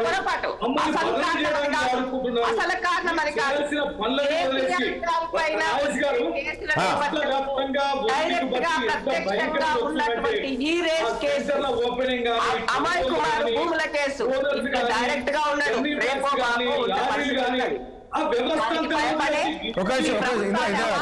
చేయాలని మాత్రమే ఈ కుట్రలు చేస్తున్నారు. 3 కోట్ల టన్నుల వరిధాన్యం అక్కడ రాసు రోడ్ల మీద పోస్తుంటే దానిని మానిటరింగ్ చేయాల్సిన ముఖ్యమంత్రి వీని లోపలే కొత్త సమానం దీని మీద ప్రయత్నం చేయడం అనేది డైవర్షన్ పాలిటిక్స్ కాదా? ప్రజలు ఎంత ఆవేదనగా ఉన్నారో ఒక్కసారి మీ 6 టీవీని కొనుగోలు కేంద్రాలకు బొమ్మనమండి, గ్రామాలకు బొమ్మనమండి. రైతులు ఎంత ఆవేదన చేస్తున్నారండి, వాళ్ళ ఉసురు ఇట్లా పోసుకోవడం అనేది ఈ ముఖ్యమంత్రికి తగునా? ఈ రకమైన వ్యవహారాలు ముందు పెట్టుకుంటాడా? ఎవరైనా సొంత నియోజకవర్గాల్లో ముఖ్యమంత్రి ఇంత అవాస్పాలయ్యే పనులు చేసుకుంటాడా? భద్రతా లోపాలు లేకుండా చూసుకుంటాడా? చూసుకుంటున్నాడు అన్యాయంగానే అపకీర్తి ఆయన తెచ్చుకోవడం అనేది ఇది సరి అయిందేనా? ఆయన సరైన దిశలో పరిపాలన చేస్తుండ అనేది అర్థం చేసుకోవాలి కదా. ఊరికే కూర్చాడు కూల్చాలనేది కాదు. కొత్త సమాజం కేసీఆర్ కేటీఆర్ జైలు ఉంటారు, బీఆర్ఎస్ పార్టీ కథం అవుతుంది అన్నప్పుడు నేను అదే అంటున్నా. ఎందుకు పదే కాదండి రవీంద్రరావు గారు, మంత్రులే గుంజేస్తారు నిన్ను అని మేము అంటాను. కాదు రవీంద్ర గారు, నేను అదే అంటున్నా. పదే కేటీఆర్ ఎందుకు అంటున్నారు మీ ప్రభుత్వాన్ని కూల్చేది మీ పార్టీలో ఉన్నారని? మరొకటి లేదు, నన్ను జైలు పంపించారు. జైలు ఉంటారని ఆయన ఎందుకు అంటాడు? మీ బీఆర్ఎస్ పార్టీలో ఎమ్మెల్యేలు ఎవరు ఉంటాడు?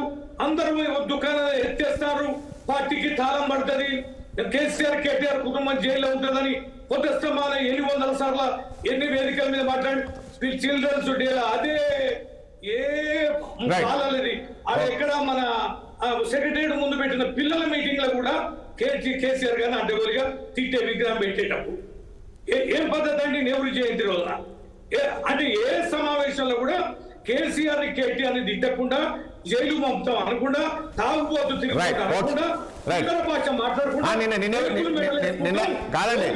చర్మ వస్తామని భాష వాడకుండా ఈ ముఖ్యమంత్రి ఎప్పుడన్నా ఉండాలి.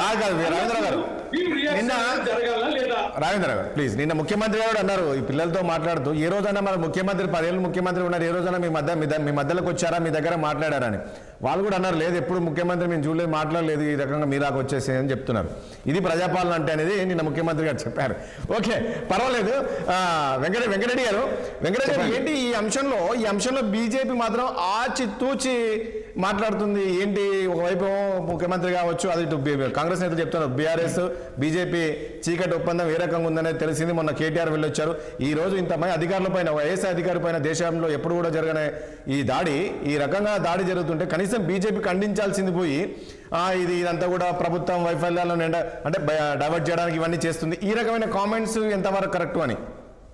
లేదు, మేము భారతీయ జనతా పార్టీ మా నాయకులు స్పష్టంగా ఖండించడం జరిగింది. మా పార్లమెంట్ సభ్యురాలు డికే అరుణ గారు కూడా అక్కడికి వెళ్ళడానికి ప్రయత్నం చేసి అరెస్ట్ చేసినటువంటి సందర్భం. ఇప్పుడు మేము గమనిస్తున్నటువంటిది ఇక్కడ గత కొంతకాలం నుంచి అంటే రేవంత్ రెడ్డి గారు అనేక విషయాల లోపల 6 గ్యారంటీలు కానీ ఇతర గ్యారంటీలు కానీ హామీలను కానీ అమలు చేయడంలో ఘోరంగా విఫలమైనటువంటి సందర్భం లోపల రోజు ఏదో ఒక సెన్సేషనల్ ఇష్యూను హైడ్రా అనండి, మూసీ అనండి, ఇప్పుడు ఇదేనండి అదేనండి రకరకాలుగా తీసుకొస్తున్నటువంటి సందర్భంలో రాజకీయాలు, తెలంగాణ రాజకీయాలు జరుగుతున్న మాట వాస్తవం. వాటిని నిశ్చితంగా మేము పరిశీలిస్తున్నటువంటిది. మేమేమీ ఆలోచన లేకుండా లేము. మేము చేయాల్సినటువంటి పాత్ర భవిష్యత్తులో మేము ఏంది అనేటువంటిది కూడా మాకు స్పష్టత ఉంది. అది కార్యక్రమం ఇవాళ నుంచి స్టార్ట్ చేసినాం. మేము మీకు ఇవాళ రేపు మేము మూసీ నది ప్రాంతం లోపల మా నాయకులు కిషన్ రెడ్డి గారితో సహా నిద్ర చేస్తారు ఒక రోజు రాత్రి. రేవంత్ రెడ్డి గారి ఛాలెంజ్ మేము స్వీకరించడము.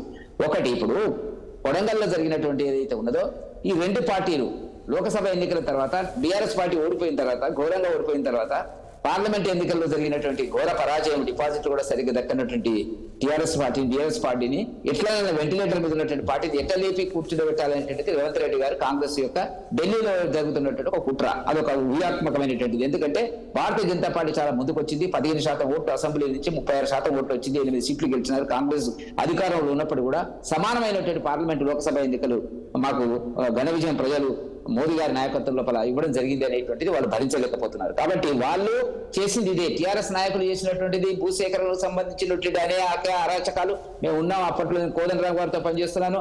ఇవే స్వాధీనం అదే పద్ధతి చేస్తున్నారు, అదే పద్ధతిలో వీళ్ళు చేస్తున్నారు.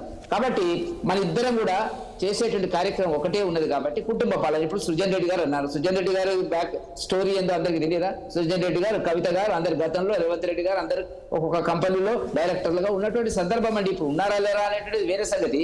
ఇవన్నీ కూడా ఏంటంటే వ్యాపార సంబంధాలు, కుటుంబ సంబంధాలు అనేటువంటిది.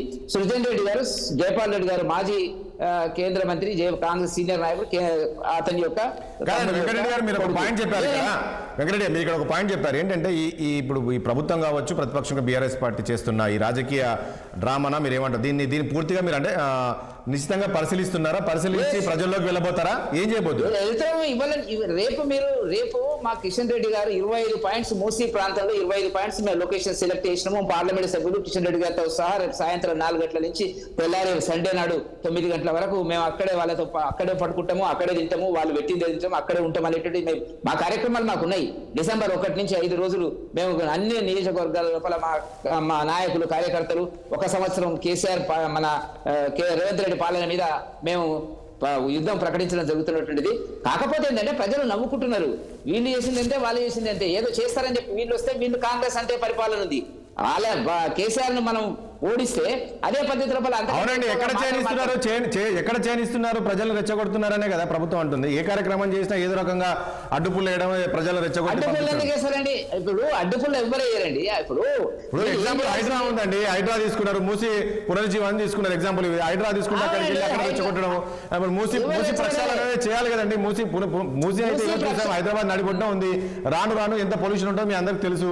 దాన్ని ఎవరో ఒకరు అయితే ఒక అడుగు ముందుకేసి దానికి ఒక ఆలోచన ఉందా? డిపిఆర్ లేకుండానే కూలగొట్టడము చేయడం అనేటువంటి జరుగుతుందండి. ఉపయోగపాలి కదా, వాళ్ళని నమ్మించాలి కదా, వాళ్ళకి సమన్వయం చేయాలి కదా, శాంతపరచాలి కదా. ఆ పద్ధతి ఏదేం లేదు. తనంత తాను ఇప్పుడు ఎందుకు వెళ్ళిపోయిందండి?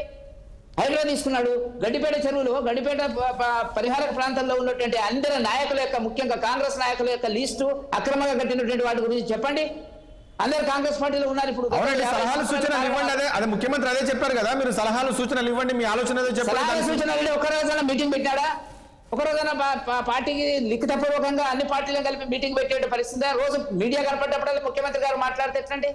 అది కాదు కదా ముఖ్యమంత్రి గారికి అధికారం ఇచ్చింది పరిపాలన ఏమని చెప్పి. రోజు చిట్ చాట్లు ఒకటి మాట్లాడుతున్నారు, అక్కడ ఒకటి మాట్లాడితే ఇక్కడ ఒకటి మాట్లాడుతున్నారు, మాకంట కడుతున్నారు. మాకేం సంబంధం అండి? ఏమన్నా రేపు జరిగితే కవిత విషయం కేసులో కూడా కేజ్రీవాల్ ఏమో అరెస్ట్ చేయమంటుంది ఢిల్లీలో, ఎవరు కాంగ్రెస్ హైకమాండ్. కవిత దగ్గరకు వచ్చేటప్పటికేమో సైలెంట్ ఉంటుంది. ఇదా రండి వాళ్ళ రాజకీయ విలువలు. మేమేమంటున్నామంటే వాళ్ళ మధ్యన అవగాహన ఉన్నది. భారతీయ జనతా పార్టీ ముందుకు రాకూడదు, కొన్ని ఓట్లన్నా టీఆర్ఎస్ పార్టీ చీల్చుకోవాలా, చీల్చుకుంటే మళ్ళీ మనం గెలవచ్చు. ఎలా ఉంటుందండి కాంగ్రెస్ బీజేపీ అవగాహన ఏ రకంగా ఉంటుందండి? మీరు నాకు అర్థం కాదు ఒక పాయింట్. మాకుంటలేదు, మాకు అవగాహన లేదు. బీఆర్ఎస్ కు కాంగ్రెస్ అంటున్నారు. ఓకే, బీఆర్ఎస్ కాంగ్రెస్ కి అవగాహన ఉంటది, ఎందుకుంటదండి? ఇదే కేశవరావు గారు గతంలో ఈ దాడిని పెడుతున్నారు అనేటిది అక్కడ ఉన్నప్పుడు బీఆర్ఎస్ పార్టీలో ఉన్నప్పుడు డెలిగేషన్ లో ప్రెసిడెంట్ గారు కలవలేదండి. వాళ్ళకి గతంలో ఉన్నది ఇప్పుడు ఉన్నది. భారతీయ జనతా పార్టీని అడ్డుకోవడానికి వాళ్ళు చేసేటట్టు ఒక కుట్ర. వీళ్ళేమి సుఖం కాదు, వాళ్ళంతకంటే కాదు. వీళ్ళు చేస్తున్న పాలనే వాళ్ళు చేస్తున్నారు, వాళ్ళే కుటుంబ పాలనే వీళ్ళు కుటుంబ పాలనే. రేవంత్ రెడ్డి గారికి లేదనుకున్నాం, ఇప్పుడు తిరుపతి రెడ్డి వస్తున్నారు, సుజన్ రెడ్డి వస్తున్నారు, రకరకాల వ్యక్తులు వస్తున్నారు. ఇక్కడ కూడా వీళ్ళు నిజానికి మేము చెప్తున్నట్టు ఒకవేళ కేటీఆర్ గారి పాత్ర ఉన్నట్టయితే అక్యూషన్ నెంబర్ 1 A1 కింద చేసినట్టయితే ఎందుకు అరెస్ట్ చేయలేకపోతున్నారండి? ఒక్క కేసులో అయినా టీఆర్ఎస్ నాయకులను అరెస్ట్ చేయాలి. ఈ అంశం అయితే బాగా చర్చకు వస్తుందండి. నిజమే, ఇప్పుడు కేటీఆర్ పాత్ర ఉందని చెప్పేసి 2 రోజులుగా వదలగొడుతున్నారు తప్ప ఎందుకు అరెస్ట్ చేయలేకపోతున్నారు? ఎందుకు అరెస్ట్ చేయకపోతే చెప్పాలి కదా. ఇంటి దగ్గర అంతా జనం ఉన్నారు, అక్కడ ఉన్నారు, ఇక్కడ అని చెప్తున్నారు. 2 రోజులుగా. అవును, వాస్తవం మీరు అన్నది. గౌరీశంకర్ గారు ప్లీజ్ కరెక్ట్, సమయం లేదు. గౌరీశంకర్ గారు ఏం చెప్పి వాస్తవం ఇది. కేటీఆర్ ఉన్నారు, కేటీఆర్ అరెస్ట్ అయిపోతారని చెప్పేసి 2 రోజులుగా కేటీఆర్ ఇంటి మొత్తం చుట్టుపక్కలంతా కూడా మొత్తం బ్యారికేడ్లు, అంటే కార్యకర్తలు రావడం, అక్కడ పోలీసులు ఉండడం, మరి ఇది ఎందుకు ఇట్లా అవుతుంది? అది సైకలాజికల్ వార్ అండి. ఇప్పుడు కేటీఆర్ గారు ఇన్వాల్వ్ ఉన్నారు, ఆయనని కుట్ర అని చెప్తున్నారు, కానీ ఆయన అరెస్ట్ చేసినట్టు అయిపోయింది. అరెస్ట్ చేయకుండా బదనాం లేపాలి. This is general political strategy అండి ఇది. గౌరీశంకర్ గారు, 2 పార్టీల మధ్య అవగాహన అది. గౌరీశంకర్ గారు కేటీఆర్ గారు అరెస్ట్ చేస్తారంటే ఒకసారి అరెస్ట్ చేసి లోపడేసినట్టు అయిపోయింది కదా. ఇష్యూ ఏముంటుంది?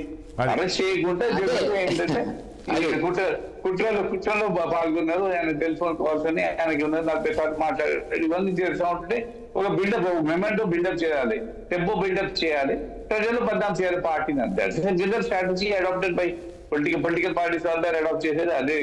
ఒక్కటే అరెస్ట్ చేసేదంటే కథం అయిపోయింది కదా. అదే పొద్దున కోర్టుకు పోతే వాళ్ళ బెయిల్కి వస్తుంది, ఎవిడెన్స్ అవన్నీ తర్వాత పోతుంది. కాబట్టి this is general strategy adopt చేశారు. ఏమన్నా కానీ ఇలాంటి కలెక్టర్ గారి మీద అటాక్ చేయడం కానీ ఇది మంచి పద్ధతి కాదు. కాంపిటీషన్ కోసం ఫైట్ చేయాలి. పబ్లిక్ పర్పస్ కోసం ల్యాండ్ తీసుకుంటే తప్పేం లేదు, కానీ ఏ ల్యాండ్ అక్విజిషన్ కూడా ఇదే గొడవ అవుతుంది, ఏ గవర్నమెంట్ కూడా ఇదే గొడవ అవుతుంది. రైట్. కానీ గౌరీశంకర్ ఒక పాయింట్ చెప్పండి. ఇక్కడ ప్రభుత్వం ఏర్పడి 11 నెలలు అవుతుంది. అంటే ఇప్పుడు ప్రభుత్వం ఇచ్చిన హామీలు అమలు కాకుండా ఏదో ఒక అంశాన్ని తీసుకొచ్చి ఇది ప్రజల్లోకి తీసుకెళ్లి దీన్ని డైవర్ట్ చేస్తున్నారు, అసలు విషయాలు డైవర్ట్ చేస్తున్నారు అనేది ఒక ప్రచారం జరుగుతుంది. వాస్తవేనా ఇందులో? ఇప్పుడు చూడండి, ప్రతి అంశం ఏదో ఒక అంశం వస్తుంది, అదొక వారం 10 రోజులు నడుస్తుంది, మళ్ళీ నెక్స్ట్ ఇంకోటి వస్తుంటది, దాదొక వారం 10 రోజులు నడుస్తుంది. ఇప్పుడు ఏమవుతుందంటే జనరల్లీ అబ్సల్యూట్ మెజారిటీ ఉందనుకోండి, అబ్సల్యూట్ వెరీ స్ట్రాంగ్ మెజారిటీ ఉందంటే ఇవన్నీ గొడవలు రావు. ఇప్పుడు కేసీఆర్ గారు ఫస్ట్ టైం ఎలక్షన్ 63 సీట్లు వచ్చాయి. కాంగ్రెస్ పార్టీకి వచ్చినాయంటే 64 సీట్లు ఎక్కువ వచ్చాయి.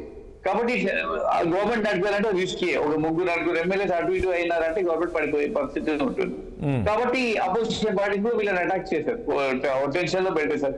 ఏంటంటే ఇంకోటి ఇంటర్నల్లీ కూడా వాళ్ళకి ఎమ్మెల్యే దగ్గర అందరికి మినిస్టర్స్ పోతే మాకేం రాలేదు, లేదంటే మాకేం పొజిషన్స్ లేవని కూడా ఉంటుంది. కాబట్టి వీళ్ళందరినీ కాపాడుకోవాలంటే it's not easy. Already Congress party encourage చేస్తాం డిఫెక్షన్, వేరే పార్టీ నుంచి బీఆర్ఎస్ నుంచి జాయిన్ అయ్యారు. కాబట్టి దిస్ కైండ్ ఆఫ్ టెన్షన్ మాత్రం ఉంటుంది ఎప్పుడైతే గవర్నమెంట్ అబ్సల్యూట్ మెజారిటీ లేనప్పుడు. రైట్. చివరిగా ఇంద్రశోభన్ గారు ఒక పాయింట్ చెప్పండి. ఈరోజు మీరు ఈ లగచర్ల ఇష్యూకి సంబంధించి ఆ రైతులు కొందరు నడవలేని పరిస్థితిలో ఉన్నారనేది తెలుస్తుందండి. ఈ రకంగా రైతులపైన, అక్కడ గిరిజనులపైన దాడులు చేయడం ఇది ప్రభుత్వానికి కాస్త ఇబ్బందికరమైన పరిస్థితి ఉండదు. ఎందుకంటే మనం గతంలో చూసాం, బీఆర్ఎస్ పార్టీ ప్రభుత్వం ఉన్నప్పుడు కాళేశ్వరం ఇష్యూలో ఏ రకంగా జరిగిన తర్వాత మనం చూసాం, ఖమ్మంలో రైతులకు బేడి అంశం ఈ రోజు కూడా వెంటాడుతుంది ఆ ఇష్యూ. ఈ రోజు మీరు రైతులపైన ఈ రకంగా దాడులు చేయడం అనేది రేపు మార్నింగ్ ఇబ్బందికరమైన పరిస్థితిలో ఉంటుంది కదా మీకు? తప్పకుండా. ఇప్పుడు ఏమంటారు, రైతుల పట్ల, కామన్ మ్యాన్ పట్ల, ఎవరి పట్ల కూడా ఈ ప్రభుత్వము నిరంకుశత్వంగా చెయ్యాలి అన్న ఆలోచన లేదన్నది సుస్పష్టం. దీనికి నిదర్శనం ఇక్కడ ఒక ఎగ్జాంపుల్ ఇస్తాను. నిరుద్యోగులు ప్రొటెస్ట్ చేసినప్పుడు ముఖ్యమంత్రి గారు ఓపెన్ గా తను చెప్పారు, మీరు ప్రొటెస్ట్ చేయండి, అది మీ రైట్, కానీ ఎక్కడ అక్రమ అరెస్టులు ఉండవు మీ పైన అని చెప్పారు. తర్వాత వాళ్ళ పైన ఎలాంటి కేసులు చేయలేదు. ఆ బాధిత అంటే ఎవరైతే పోలీసు తన అత్యుత్సాహం ప్రదర్శించి చేశాడో అతన్ని సస్పెండ్ చేయడం జరిగింది. సో అంటే ప్రతి దానికి కూడా ఇక్కడ తప్పు జరిగింది అని అంటే ఈ ప్రభుత్వం ఆ తప్పును సరిదిద్దుకోవడానికి సిద్ధంగా ఉంది. మాకు భేషజాలు లేవని చెప్పారు చాలా క్లియర్ గా. అట్లాగే మొన్న కొడంగల్లో కూడా ఇన్ కేసు ఒకవేళ అలాంటిదైనా పొరపాటు జరిగి ఉంటే తప్పకుండా మేము దాన్ని సరిదిద్దుకుంటాం. వాళ్ళ పక్షాన మేము నిలబడతాం, దానికి ఎలాంటి ఇబ్బంది లేదు. దానికి ప్రతిపక్షాలు దాన్ని అదే బేస్ చేసుకొని రాజకీయాలు చేయాలనుకుంటే ఇంతకన్నా మరొకటండి, రాజకీయాలు ఎవరు చేస్తున్నారు? నేనేమంటున్నా, రాజకీయాలు ఎవరు ప్రజలు చూస్తున్నారు. ఒకటండి, ప్రతి అంశంలో కేటీఆర్ పాత్ర ఉందని మీరు పదే పదే అంటున్నారు. కేటీఆర్ అరెస్ట్ అవుతారు అంటారు. ఈ రోజు రిమాండ్ రిపోర్ట్ లో కూడా నరేంద్ర రెడ్డి ఇచ్చిన రిమాండ్ రిపోర్ట్ లో కూడా కేటీఆర్ పేరు ప్రస్తావన ఉన్నప్పుడు మరి కేటీఆర్ పైన ఎందుకు చర్యలు తీసుకోవట్లేదు? మరి ఎందుకు ఈ రకంగా చేస్తున్నారు? అదే చెప్తున్నా. ఇప్పుడు ఫర్ ఎగ్జాంపుల్ ఈ రేస్ కేసు ఉంది, ఈ రేస్కి వెళ్ళి గవర్నర్ గారికి ఇచ్చేస్తే ఎందుకు ఇంకా ఇంతవరకు గవర్నర్ స్పందన లేదని అడుగుతున్నాను. దీనికి ఎవరు అడ్డుపడుతున్నారు మనకు తెలియదా? ఇప్పుడు మాట్లాడుతున్నారు ప్యానల్లో చూస్తున్నా వెంకటన్న ఎవరు అడ్డుపడుతున్నారు ఇవాళ దీనికి? కాబట్టి మీరు ఆత్మ పరిశీలన చేసుకోండి. ఇవాళ ఈ రాష్ట్రంలో భారతీయ జనతా పార్టీని ఎవరు తొక్కాల్సిన అవసరం లేదు. మిమ్మల్ని మీరే తొక్కున్నారు. ఎవరు దాన్ని ఎవరేం చేయాల్సిన పాయింట్ ఇక్కడ ఒక్క నిమిషం మహేష్ గారు, నేను ఒక విషయం గౌరీశంకర్ గారి దగ్గరకు ఒక పాయింట్ అడతాను నేను. ఒకటండి గౌరీశంకర్, ఇప్పుడు ఈరోజు కేటీఆర్ను విచారించడానికే గవర్నర్ అనుమతి కావాలని చెప్పేసి ఈ రేసులు అంటున్నారు. అసలు ఇక్కడ కేటీఆర్ మంత్రి కాదు, ముఖ్యమంత్రి కాదు, ఇక్కడ గవర్నర్ అనుమతి ఎందుకు అవసరం ఉంటుందని? ఎందుకంటే మనం గతంలో చూసాం, అక్కడ ఏపీలో చూస్తే చంద్రబాబు నాయుడిని ఏ రకంగా అరెస్ట్ చేశారో మనం చూసాం. సో ఆయన మాజీ ముఖ్యమంత్రి ఉన్నారు కాబట్టి ప్రజెంట్ ఇక్కడ కేటీఆర్కు గవర్నర్ సంబంధం ఏంటి? గవర్నర్ అనుమతి ఏం అవసరం ఉంటుంది ఇక్కడ? అంటే నిజంగా దాంట్లో ఐఏఎస్ ఆఫీసర్స్ ఇన్వాల్వ్ ఉన్నారు వాళ్ళు. ఎందుకంటే మన కేసీఆర్ గారు ఎమ్మెల్యే, మన కేటీఆర్ గారు ఎమ్మెల్యే కాబట్టి జస్టిస్ పెట్టే అవసరం కూడా లేదు. నిజంగా దే కెన్ ఇన్వెస్టిగేట్ సంబంధించి పోలీస్ నుంచి సంబంధించి ఇన్వెస్టిగేషన్ చేయవచ్చు. ఇప్పుడు అదే పాయింట్ అర్థం కాదు. కేటీఆర్ గవర్నర్ సంబంధం ఐఏఎస్ ఆఫీసర్ నేను చెప్తాను మహేష్ గారు. చెప్పండి. ఇప్పుడు కేటీఆర్ ను కార్ రేస్ కి సంబంధించినటువంటి దాని మీద అరెస్ట్ చేయాలనుకున్నప్పుడు గవర్నర్ గారికి అనుమతి అనేటువంటిది అవసరము. ఎందుకంటే అది చట్టంలో ఉన్నటువంటి ఒక అంశము. దానికి ప్రాసెస్ ఏం జరుగుతుంది అంటే మనం చూద్దాం. ఎమ్మెల్యే ఉన్న మాజీ మంత్రి అంటే review of past government decisions, అది దాంట్లో తప్పకుండా వస్తుంది. ఇక్కడ అట్లా కాదు. ఇప్పుడు వీళ్ళు ఏమంటున్నారు, రేవంత్ రెడ్డి గారు కానీ పోలీస్ డిపార్ట్మెంట్ ఏమంటున్నది, ఇతను ఇన్వాల్వ్ అయినాడు ఈ కేసులో, కొడంగల్ కేసులో ప్రొవోక్ చేసినాడు, మీరు కొట్టండి అన్నాడు, తన్నండి అన్నాడు, ఎదిరించండి అనేటువంటిది క్రిమినల్ కేసులో గవర్నర్ ఏం సంబంధం అండి? ఇందిరా శోభన్ గారు అరెస్ట్ చేయొచ్చు కదా, రైట్ అరెస్ట్ చేస్తారు. ఇప్పుడు ఒక వ్యక్తి మొన్నటి దాకా షాడో ముఖ్యమంత్రి చేసినటువంటి వ్యక్తి పైన ఒక నిర్ణయం చేసేటప్పుడు ఆచితూచి అన్ని రకాలుగా వాటిని టెక్నికల్ గా ఎలాంటివి ఏమి లేకుండా పకడ్బందీగా చేయాల్సిన అవసరం ఉంది. దానికోసమే ప్రభుత్వం ఇవాళ కొంత ఆ వైపుగా అడుగులు వేస్తుందన్నది ఈ మధ్య కాలం జరిగే పరిణామాన్ని బట్టి మీకు అర్థమైంటది చాలా వరకు. ఆయన మొన్న ఢిల్లీ ఎందుకు వచ్చినాడు? ఇందుకే వచ్చినాడు, మీ కాలబేరాలకు వచ్చినాడు. అది మీకు ఇక్కడ తెలంగాణ వాదిగా ఉన్నావు కాబట్టి నువ్వు కట్టర్గా కొట్లాడుతున్నావు అన్న. అసలు బీజేపీ, సెంట్రల్ బీజేపీ వాళ్ళతో ములాఖాతులోనే పనిచేస్తున్నారు.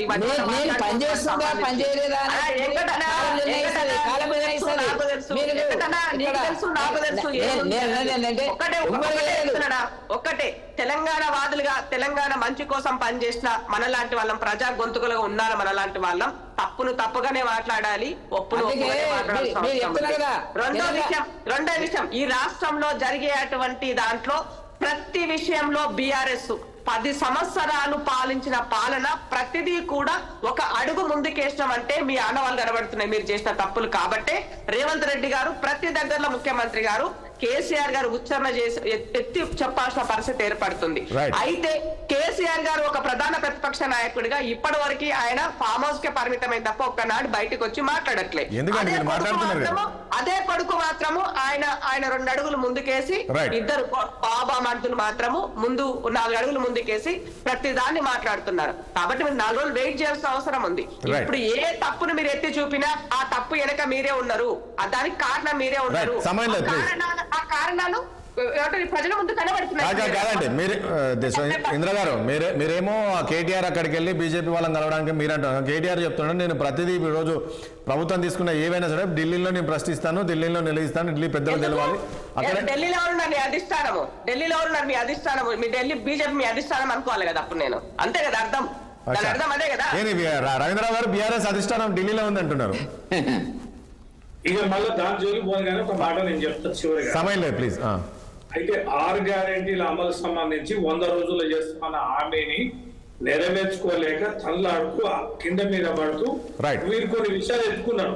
హైడ్రా ఉంది, చెరువుల ఎంతమంది FTL లో ఉన్నారు, ఎంతమంది బఫర్ చెరువు పరిధి ఏంది, అదంతా విశ్లేషించి చెప్పకుండా, సమావేశాలు పెట్టకుండా ఆ చెరువుల కోసం ఏ లక్ష్యం కోసం చెప్పలేదు.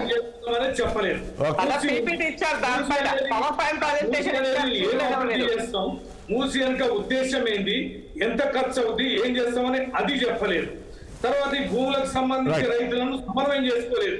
అంటే 6 గ్యారెంటీల అమలును పక్కదో పట్టించడానికి ఆగమేఘాల మీద విస్తృతమైన చర్చకు గందరగోళాన్ని గురి చేసి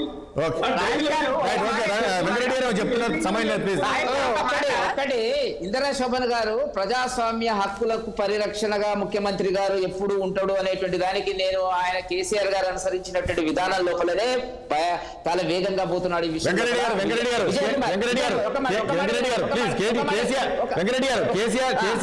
కేసీఆర్ ఏనాడు సెక్రటరీ రాలేదండి, ప్రతిరోజు ముఖ్యమంత్రి సీఎం రేవంత్ రెడ్డి గారు ప్రజల్లో ఉన్నాడండి.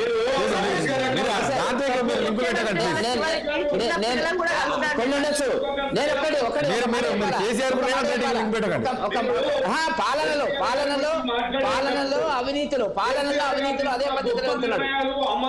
పాలనలో నిర్ణయాలు చేయడంలో ఒకటి మహేశాలు సోదరి చెప్తుంది కదా, విజయ్ కుమార్ అనేటువంటి ఒక టీచరు రైతులకు ఎథనాల్ ఫ్యాక్టరీకి సంబంధించి నిర్మల్లో ఒక సభకు హాజరైతే అతన్ని సస్పెండ్ చేసిరండి. చెప్పడం లేదు, వీళ్ళు హక్కుల కోసం పోరాడుతున్నారు కాదు, వీళ్ళు ఇదే దాడి పెట్టేది ఇదే స్లోగా స్టార్ట్ అయింది. చూద్దామండి, వచ్చి 9 నెలల 10 నెలలు అయింది, ఇంకా చాలా ఉంది, చూద్దాం ఏం జరుగుతుంది. చివరి ఒకటే మాట చెప్తాను, ఇవాళ మూసీకి సంబంధించినటువంటి దాంట్లో ఒక బోగస్ ఏమంటారు గ్లోబల్ ప్రచారం ఒకటి చేయడం మొదలు పెట్టారు. ఏమైనా కూడా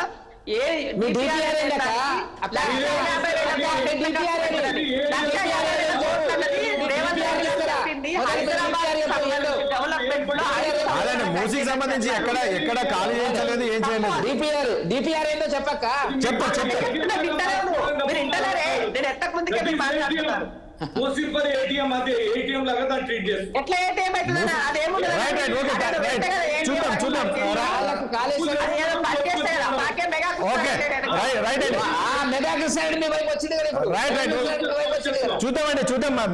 ముందు రోజు చాలా ఉంటుంది, చూద్దాం ఏం చేయాలి. థ్యాంక్ యూ అండి రవీంద్రరావు గారికి, అదేవిధంగా గౌరీశంకర్ గారికి, ఇంద్రన్ శోభ గారికి, అదేవిధంగా వెంకరెడ్డి గారికి. చర్చలో పాల్గొనడానికి మీ అందరికి ధన్యవాదాలు అండి. చూసాం కదా, మొత్తానికి లగచర్ల ఇష్యూ అయితే రోజు రోజుకు ముదురుతూ ఉంది. మరి చూద్దాం, నిన్న కేటీఆర్ కూడా చాలా తీవ్రంగా ముఖ్యమంత్రి పైన విమర్శలు చేశారు.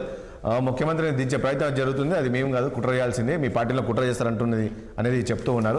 చూద్దాం ఇది ఎక్కడి వరకు జరుగుతుంది ఏంటి. ఎందుకంటే కేటీఆర్ మరి నరేందర్ రెడ్డి ఇచ్చిన ఏదైతే రిమాండ్ రిపోర్ట్ ఉందో, రిమాండ్ రిపోర్ట్లో మన కేటీఆర్ పేరు అయితే ప్రస్తావించారు. మరి కేటీఆర్ అరెస్ట్ చేస్తారు అనేది 2 రోజులుగా ప్రచారం జరుగుతోంది. ఇప్పటికే ఆయన ఇంటికి కూడా ఇటు కార్యకర్తలు చేరుకున్నారు. మరి కేటీఆర్ అరెస్టు అవుతారా లేరా? ఇప్పుడు బీజేపీ చెప్తుంది కేటీఆర్ అరెస్ట్ కంటే ఎంత కూడా ఒక డ్రామా అనేది చెప్తూ ఉన్నారు. ఎందుకు అరెస్ట్ చేయట్లేదు మరి బీజేపీ, కాంగ్రెస్ పార్టీ కేటీఆర్ అనేది బీజేపీ ప్రశ్నిస్తుంది. సో ఇదంతా చూస్తే వీళ్ళిద్దరి మధ్యలో అవగాహన ఒప్పందం ఉందనేది ఈరోజు బీజేపీ చెప్తుంది. చూద్దాం ఏం జరగబోతుంది. మరి కేటీఆర్ ఈ అంశంలో అరెస్ట్ అవుతారా, ఈ కేసులో అరెస్ట్ అవుతారా, లగచర్ల ఇష్యూ సంబంధించి ఏం జరగబోతుంది ఏంటనేది చూడాల్సి ఉంటుంది. ఇది వాళ్ళ చర్చ. రేపు అంశంతో మరి కలుద్దాం. చూస్తున్నట్టు 6 సామాన్యుడి ఆరోపణ.